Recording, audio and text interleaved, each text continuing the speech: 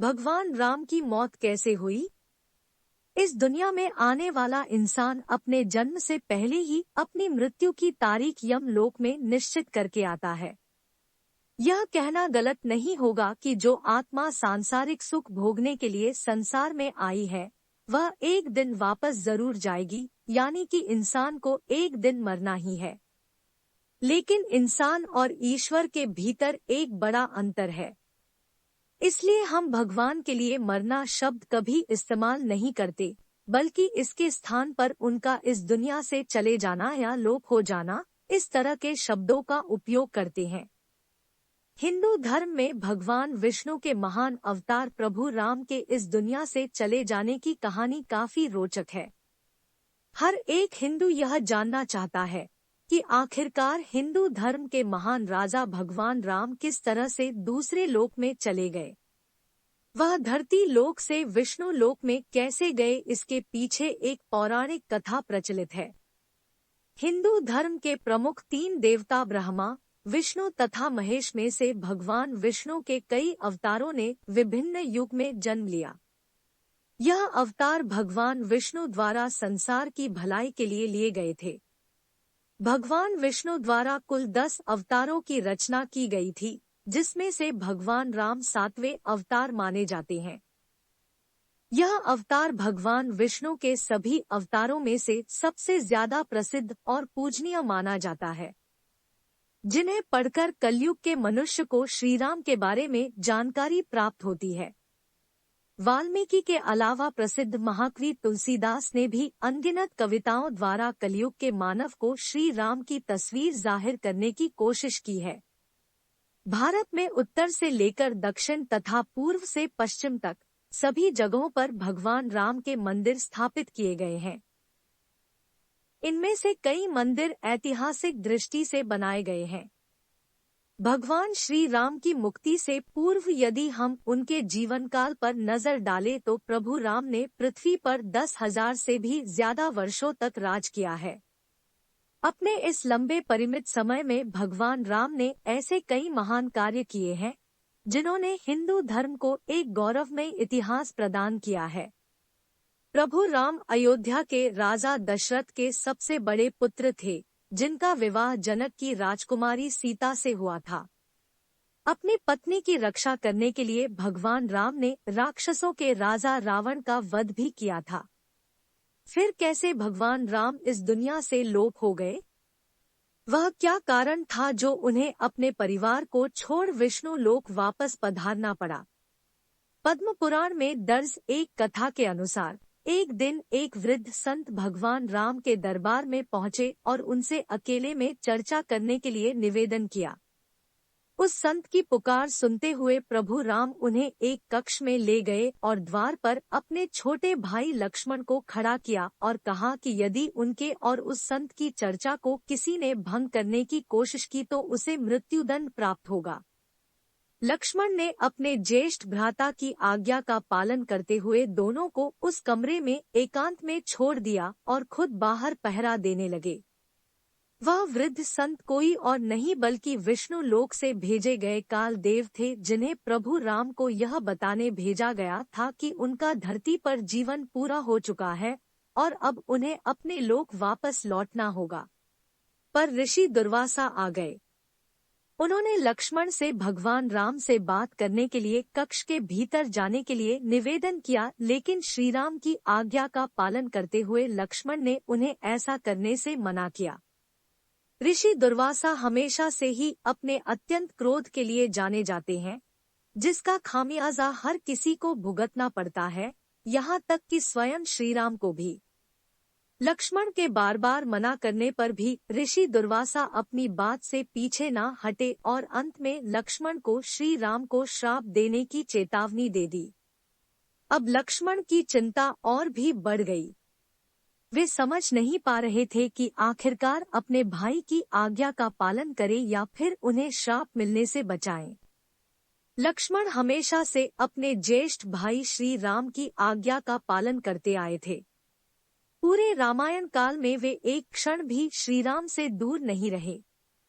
यहाँ तक कि वनवास के समय भी वे अपने भाई और सीता के साथ ही रहे थे और अंत में उन्हें साथ लेकर ही अयोध्या वापस लौटे थे। ऋषि दुर्वासा द्वारा भगवान राम को श्राप देने जैसी चेतावनी सुनकर लक्ष्मण काफी भयभीत हो गए और फिर उन्होंने एक कठोर फैसला लिया।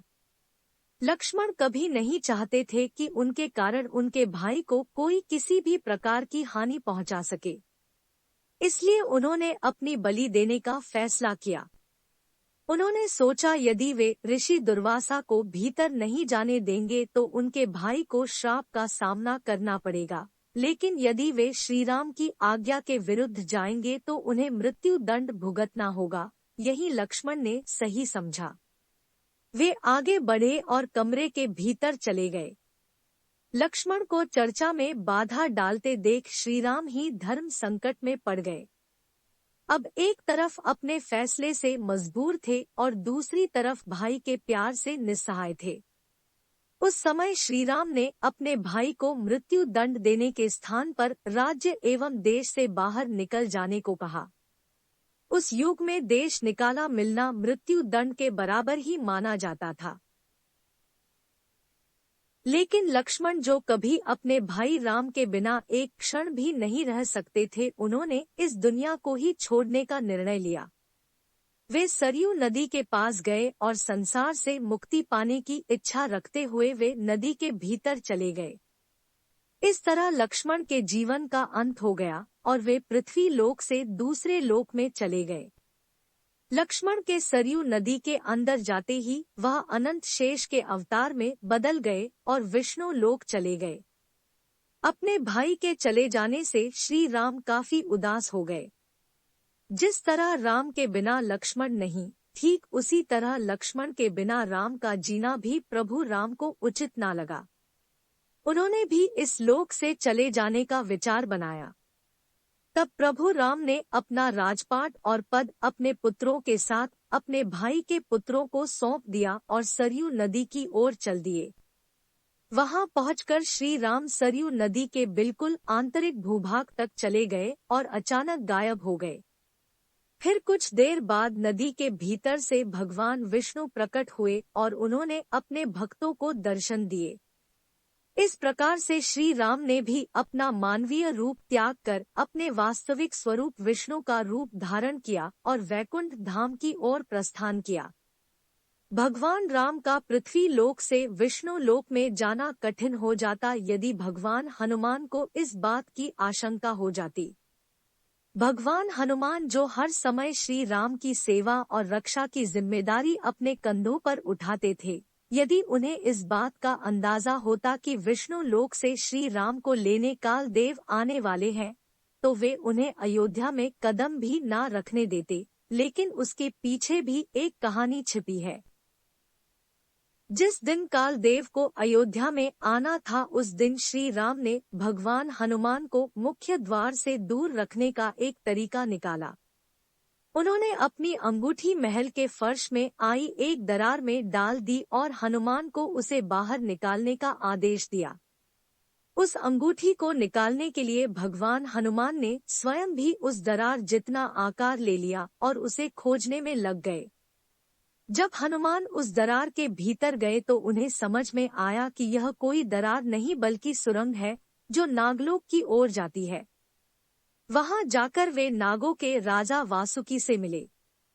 वासुकी हनुमान को नागलोक के मध्य में ले गए और अंगूठियों से भरा एक विशाल पहाड़ दिखाते हुए कहा कि यहाँ आपको आपकी अंगूठी मिल जाएगी। उस पर्वत को देख हनुमान कुछ परेशान हो गए और सोचने लगे कि इस विशाल ढेर में से श्री राम की अंगूठी खोजना तो भूसे के ढेर से सुई निकालने के समान है। लेकिन जैसे ही उन्होंने पहली अंगूठी उठाई तो वह श्री राम की ही थी। लेकिन अचंभा तब हुआ जब दूसरी अंगूठी उठाई, क्योंकि वह भी भगवान राम की ही थी। यह देख भगवान हनुमान को एक पल के लिए समझ न आया कि उनके साथ क्या हो रहा है। इसे देख वासुकी मुस्कुराए और उन्हें कुछ समझाने लगे। वे बोले कि पृथ्वी लोक एक ऐसा लोक है जहाँ जो भी आता है उसे एक दिन वापस लौटना ही होता है। उसके वापस जाने का साधन कुछ भी हो सकता है। ठीक इसी तरह श्रीराम भी पृथ्वी लोक को छोड़ एक दिन विष्णु लोक वापस अवश्य जाएंगे। वासुकी की यह बात सुनकर भगवान हनुमान को सारी बातें समझ में आने लगी। उनका अंगूठी ढूंढने के लिए आना और फिर नागलोक पहुंचना, यह सब श्री राम का ही फैसला था। नागलोक में आना केवल श्री राम द्वारा उन्हें उनके कर्तव्य से भटकाना था, ताकि काल देव अयोध्या में प्रवेश कर सके और श्री राम को उनके जीवन काल के समाप्त होने की सूचना दे सके। अब जब वे अयोध्या वापस लौटेंगे तो श्रीराम नहीं होंगे, और श्रीराम नहीं तो दुनिया भी कुछ नहीं है। हनुमान जान गए कि उनका नागलोक में प्रवेश और अंगूठियों के पर्वत से साक्षात कोई आकस्मिक घटना नहीं थी। यह राम का उनको समझाने का मार्ग था कि मृत्यु को आने से रोका नहीं जा सकेगा। राम मृत्यु को प्राप्त होंगे, संसार समाप्त होगा, लेकिन हमेशा की तरह संसार पुनः बनता है और राम भी पुनः जन्म लेंगे। जय श्री राम।